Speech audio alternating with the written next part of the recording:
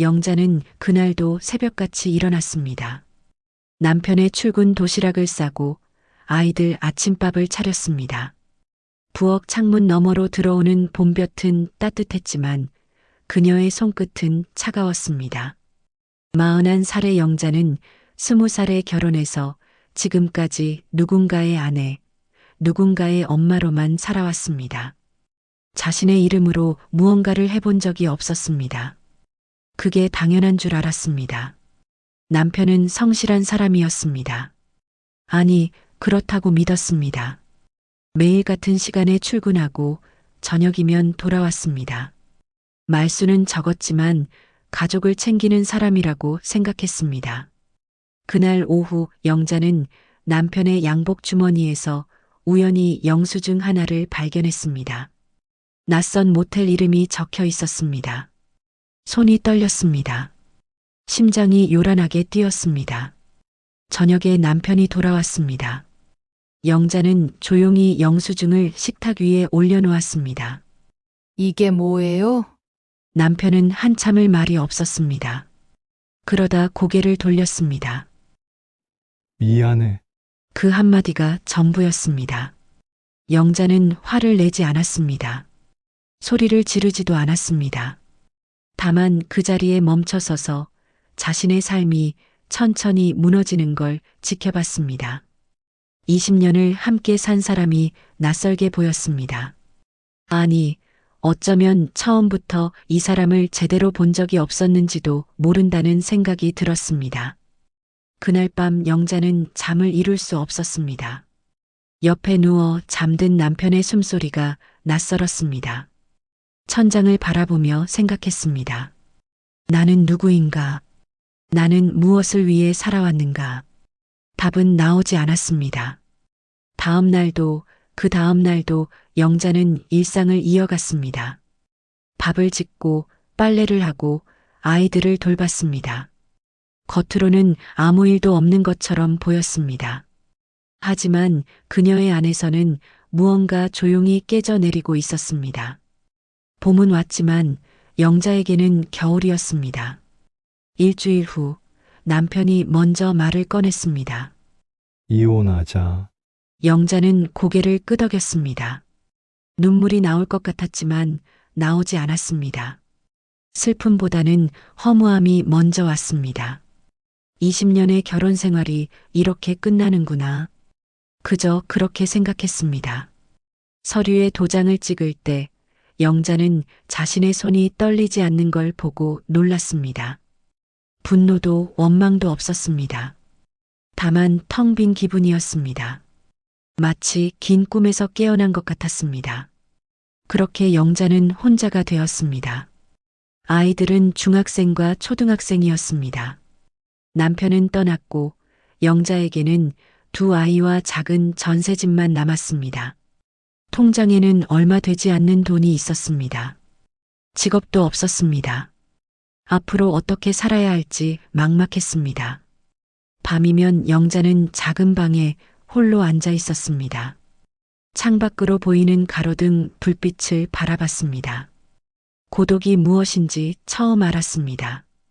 그 고독 속에서 지금껏 살아온 삶이 누구의 것이었는지 생각했습니다. 나는 누구였나? 누군가의 아내, 누군가의 엄마. 그것 말고는 아무것도 아니었습니다. 그렇다면 이제는? 영자는 창밖을 바라보며 생각했습니다. 앞으로 살아갈 날들이 두렵기도 하고 한편으로는 낯설게 떨렸습니다. 무너진 봄 속에서 영자의 긴 여정이 시작되고 있었습니다. 이혼 후 석 달이 지났습니다. 통장 잔고는 바닥을 보이기 시작했습니다. 영자는 구인 광고를 들고 이곳저곳을 다녔습니다. 하지만 40이 넘은 나이에 경력도 없는 여자를 받아주는 곳은 많지 않았습니다. 죄송합니다. 좀 더 젊은 분을 찾고 있어서요. 경력이 없으시면 어렵습니다. 돌아오는 대답은 비슷했습니다. 영자는 고개를 숙이고 나왔습니다. 발걸음이 무거웠습니다. 그러던 어느 날 동네 슈퍼 앞 게시판에서 작은 광고 하나를 발견했습니다. 봉제 공장 미싱 보조, 경력 무관. 영자는 주소를 적어들고 다음 날 찾아갔습니다. 공장은 좁은 골목 안쪽에 있었습니다. 2층 건물이었습니다. 계단을 올라가니 미싱 소리가 요란했습니다. 먼지와 섬유 냄새가 섞여 있었습니다. 사장은 50대 중반의 남자였습니다.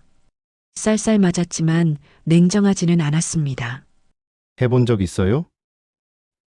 아니요. 하지만 배울 수 있습니다. 사장은 영자를 위아래로 훑어봤습니다. 잠시 생각하더니 고개를 끄덕였습니다. 일주일만 해봐요.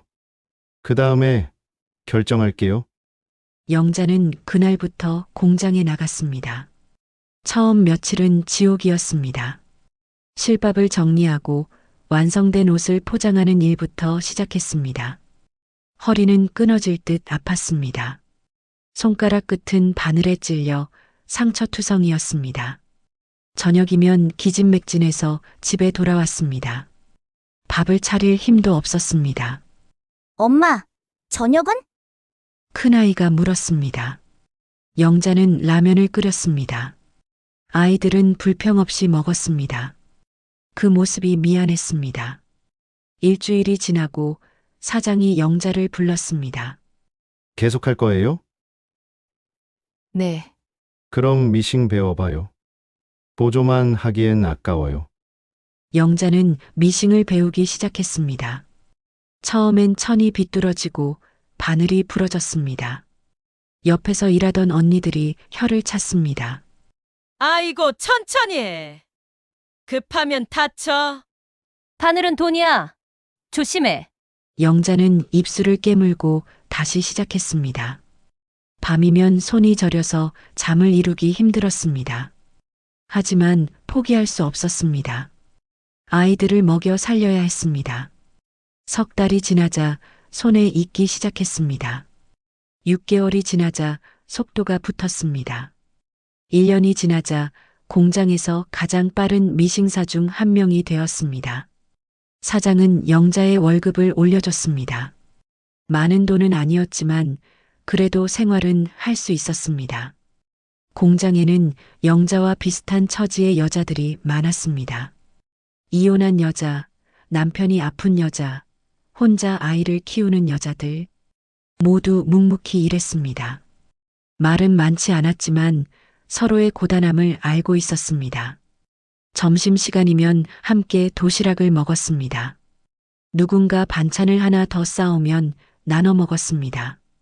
이거 먹어봐. 어제 만든 건데 맛있어. 고마워요, 언니. 그렇게 작은 위로를 주고받았습니다.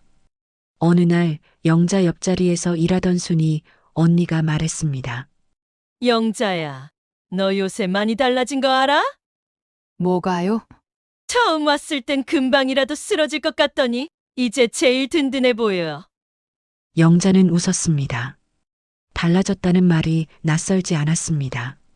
거울을 볼 때마다 느꼈습니다. 눈빛이 예전과 달랐습니다. 단단해졌습니다. 하지만 여전히 힘든 날들이 있었습니다.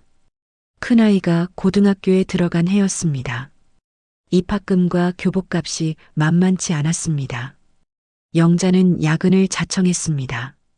밤 10시까지 일하고 집에 돌아오면 아이들은 이미 잠들어 있었습니다. 어느 날 밤 큰아이가 거실에 나와 있었습니다. 엄마, 아직도 일해? 응. 너는 안 자고 뭐 해? 아이는 잠시 망설이다 말했습니다. 엄마, 미안해. 왜? 내가 돈이 많이 들어서. 영자는 아이를 꼭 안아줬습니다. 가슴이 먹먹했습니다. 미안할 거 없어. 내가 잘 자라주는 게 엄마한텐 제일 큰 힘이야. 아이는 아무 말도 하지 않았습니다. 다만 영자의 품에서 한참을 있다가 방으로 들어갔습니다. 그날 밤 영자는 홀로 부엌에 앉아 있었습니다. 창밖으로 겨울밤 찬바람이 불어왔습니다. 고단했지만 견딜만 했습니다. 이 시간들이 영원하지 않을 거라는 걸 알았습니다. 10년이 흘렀습니다. 아이들은 자랐습니다. 큰아이는 대학생이 되었고 작은아이는 고등학생이 되었습니다. 영자의 손은 거칠어졌지만 마음은 예전보다 단단해졌습니다. 50살이 되던 해 공장 사장이 은퇴를 선언했습니다. 공장을 정리하려고 해요. 오래 다녀준 직원들한테 미안하지만 영자는 고개를 끄덕였습니다. 섭섭하기도 했지만 한편으로는 새로운 시작을 생각했습니다. 10년 동안 모은 돈이 조금 있었습니다. 이제 뭔가 다른 걸 해볼 수 있을 것 같았습니다. 마지막 날 언니들과 작별 인사를 나눴습니다. 영자야, 앞으로 뭐 할 거야? 아직 모르겠어요. 생각해 볼게요. 집으로 돌아오는 길, 영자는 골목길을 천천히 걸었습니다. 10년 동안 매일 걸었던 길이었습니다. 이제 이 길을 걷지 않아도 된다는 게 이상했습니다. 집에 도착해 거울을 봤습니다. 50살의 얼굴이었습니다. 주름이 늘었고 머리에 흰머리가 섞여 있었습니다. 하지만 눈빛만은 살아 있었습니다. 영자는 생각했습니다. 이제 나를 위해 무언가를 해도 되지 않을까? 누군가를 위해서가 아니라 나 자신을 위해서. 그 생각이 가슴속에서 작은 불씨처럼 타올랐습니다. 영자는 50살이 되었습니다. 공장 문을 닫고 한 달이 지났습니다. 집에서 빈둥거리는 시간이 낯설었습니다. 아이들은 학교에 가고 혼자 남은 집은 조용했습니다. 통장을 확인했습니다. 10년 동안 모은 돈이 1,000만 원 정도 있었습니다. 많지 않았지만 무언가 시작할 수는 있었습니다. 영자는 동네를 걸으며 생각했습니다. 무엇을 할 수 있을까? 미싱은 이제 하고 싶지 않았습니다. 다른 공장을 알아봐도 되지만 마음이 내키지 않았습니다. 그러던 어느 날 시장 안쪽 골목에서 작은 가게를 발견했습니다. 임대 종이가 붙어 있었습니다. 가게는 좁았지만 위치가 나쁘지 않았습니다. 시장 입구에서 가까웠고 사람들이 자주 지나다녔습니다. 영자는 부동산에 전화를 걸었습니다. 보증금 500, 월세 30이에요. 큰 돈이었습니다. 하지만 영자는 결심했습니다. 식당을 해보기로 했습니다. 요리는 자신 있었습니다. 20년 넘게 가족 밥을 해왔고 맛있다는 소리를 자주 들었습니다. 계약을 하고 가게를 정리했습니다. 벽지를 바르고 바닥을 닦았습니다. 테이블 4개를 놓았습니다. 간판은 영자네 밥상이라고 달았습니다. 자신의 이름을 내건 것은 처음이었습니다. 오픈하는 날 영자는 새벽부터 일어나 준비했습니다. 된장찌개, 김치찌개, 제육볶음. 간단한 메뉴였습니다. 떨리는 손으로 문을 열었습니다. 하지만 손님은 오지 않았습니다. 오전이 지나고 점심시간이 되어도 가게는 한산했습니다. 가끔 지나가는 사람들이 들여다보다 그냥 갔습니다. 영자는 입구에 서서 기다렸습니다. 발이 저렸지만 움직이지 않았습니다. 오후 2시쯤 첫 손님이 들어왔습니다. 중년 남자였습니다. 일꾼처럼 보였습니다. 뭐 있어요? 된장찌개, 김치찌개 있습니다. 된장 주세요. 영자는 정성껏 상을 차려내왔습니다. 남자는 한 숟가락 떠먹더니 고개를 끄덕였습니다. 맛있네요. 그 한마디가 영자에게는 큰 힘이 되었습니다. 하지만 현실은 녹록지 않았습니다. 일주일이 지나도 손님은 하루에 서너 명에 불과했습니다. 한 달이 지나자 적자가 쌓이기 시작했습니다. 월세를 내고 나면 손에 남는 게 없었습니다. 큰아이가 걱정스럽게 물었습니다. 엄마, 괜찮아? 장사가 안 되면 접는 게 나은 거 아니야? 아직은 괜찮아. 하지만 속으로는 불안했습니다. 통장 잔고가 빠르게 줄어들었습니다. 석 달 후면 바닥날 것 같았습니다. 밤이면 영자는 가게에 혼자 앉아 있었습니다. 어두운 가게 안에서 창밖을 바라봤습니다. 지나가는 사람들이 보였습니다. 모두 바빴습니다. 아무도 이 작은 가게를 돌아보지 않았습니다. 내가 잘못 생각한 걸까? 회의가 밀려왔습니다. 50살에 시작한 도전이 무모했던 것 같았습니다. 그냥 다른 일을 알아볼 걸 그랬나 싶었습니다. 그러던 어느 날 저녁, 낯선 여자가 가게 문을 열고 들어왔습니다. 50대 후반쯤 되어 보였습니다. 여기 장사 안 돼요? 영자는 당황했습니다. 아, 네. 그렇네요. 여자는 빙그레 웃었습니다. 나도 예전에 여기서 장사했거든요. 몇 년 전에. 처음엔 나도 똑같았어요. 정말요? 손님이 없으면 불안하죠. 근데 조급하게 생각하면 안 돼요. 음식 맛있으면 입소문 나요. 시간이 좀 걸릴 뿐이에요. 여자는 된장찌개를 시켰습니다. 한 숟가락 떠먹더니 고개를 끄덕였습니다. 맛있네요. 진짜. 이 맛이면 사람들 올 거예요. 영자는 그 말에 조금 위로를 받았습니다. 여자는 밥을 다 먹고 일어서며 말했습니다. 힘내세요. 금방 잘 될 거예요. 그날 밤 영자는 오랜만에 마음이 조금 가벼워졌습니다. 다음 날부터 영자는 조금 다르게 생각하기로 했습니다. 손님이 없다고 조급해하지 않기로 했습니다. 대신 음식에 더 정성을 들였습니다. 반찬을 하나 더 내고 국을 더 끓였습니다. 한 달이 더 지났습니다. 손님이 조금씩 늘기 시작했습니다. 한 번 왔던 손님이 다시 왔습니다. 그리고 친구를 데려왔습니다. 여기 맛있다고 해서 왔어요. 고맙습니다. 석 달이 지나자 점심시간이면 자리가 찼습니다. 사람들이 줄을 서기 시작했습니다.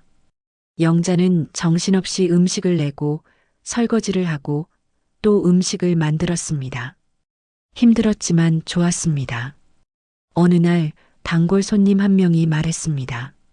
사장님, 여기 음식은 왜 이렇게 정성스러워요? 영자는 웃으며 대답했습니다.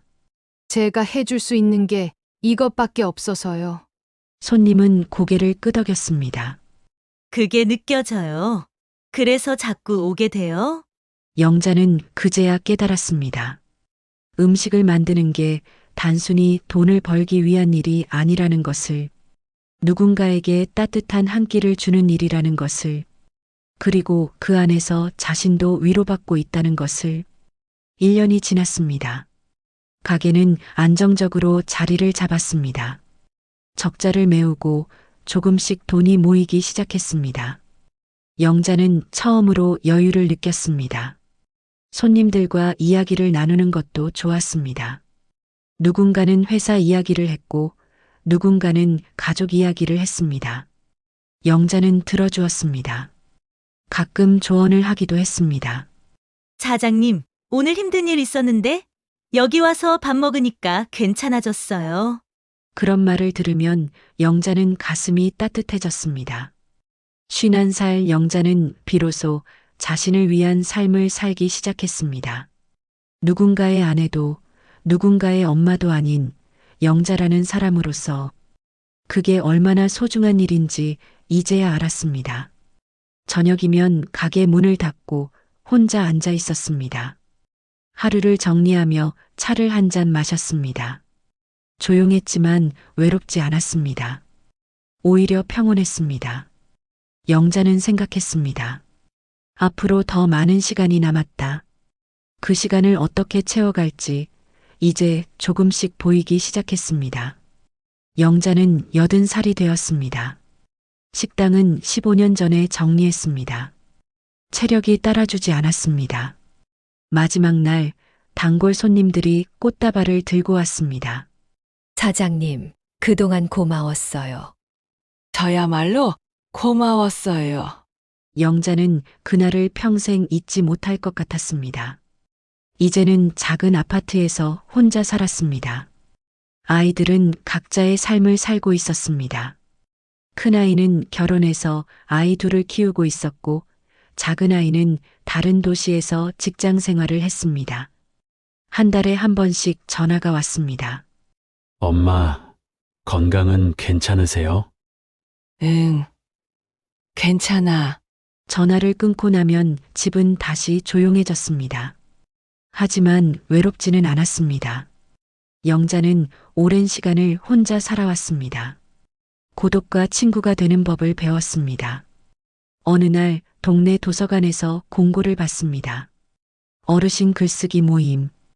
매주 수요일 오후 2시. 영자는 신청했습니다. 특별한 이유는 없었습니다. 그냥 한번 해보고 싶었습니다. 첫 모임 날 영자는 조금 긴장했습니다. 도서관 작은 방에 들어가니 7명의 노인들이 앉아 있었습니다. 모두 비슷한 나이였습니다. 강사는 젊은 여자였습니다. 30대쯤 되어 보였습니다. 안녕하세요. 오늘부터 함께 글을 써보려고 합니다. 어렵게 생각하지 마세요. 그냥 살아오신 이야기를 쓰시면 됩니다. 영자는 고개를 끄덕였습니다. 첫 과제는 내가 기억하는 가장 행복했던 순간이었습니다. 영자는 집에 돌아와 책상에 앉았습니다. 하얀 종이를 앞에 두고 한참을 생각했습니다. 가장 행복했던 순간, 언제였을까? 결혼식? 아니었습니다. 그날은 떨리고 낯설었을 뿐이었습니다. 아이들이 태어났을 때, 그때도 행복보다는 막막함이 컸습니다. 영자는 펜을 들었습니다. 천천히 글을 써내려갔습니다. 가장 행복했던 순간은 식당을 처음 열었던 날입니다. 손님은 없었고 준비한 음식만 가득했지만 그날만큼은 제 이름으로 무언가를 시작했다는 게 자랑스러웠습니다. 글을 다 쓰고 나니 가슴이 뭉클했습니다. 다음 모임에서 영자는 글을 읽었습니다. 떨렸지만 끝까지 읽었습니다. 사람들이 박수를 쳤습니다. 좋은 글이에요. 저도 비슷한 경험이 있어요. 영자는 다른 사람들의 글도 들었습니다. 누군가는 전쟁 이야기를, 누군가는 가난했던 시절 이야기를 했습니다. 모두 다른 삶이었지만 어딘가 비슷한 구석이 있었습니다. 살아내는 일의 무게를 아는 사람들이었습니다. 석 달이 지나자 영자는 자연스럽게 글을 쓰게 되었습니다. 매일 아침 일어나 커피를 마시고 책상에 앉아 한 페이지씩 썼습니다. 마흔의 이별, 봉제 공장에서의 10년 식당을 열었던 날들. 하나씩 기억을 꺼내 글로 남겼습니다. 어느 날 영자는 남편 이야기를 썼습니다. 그 사람을 미워했던 적도 있었습니다. 하지만 이제는 이해합니다. 그 사람도 힘들었을 것입니다. 서로를 이해하지 못한 채 살았던 것뿐입니다. 글을 쓰면서 영자는 깨달았습니다. 용서는 상대를 위한 게 아니라 자신을 위한 것이라는 걸. 오래된 상처를 내려놓으니 마음이 가벼워졌습니다. 1년이 지났습니다. 모임 사람들은 이제 친구가 되었습니다. 글쓰기가 끝나면 근처 카페에서 차를 마셨습니다. 서로의 안부를 물었습니다. 요즘 손주가 자주 놀러 와요. 부럽네요. 우리 애들은 바빠서 통 안 보여요.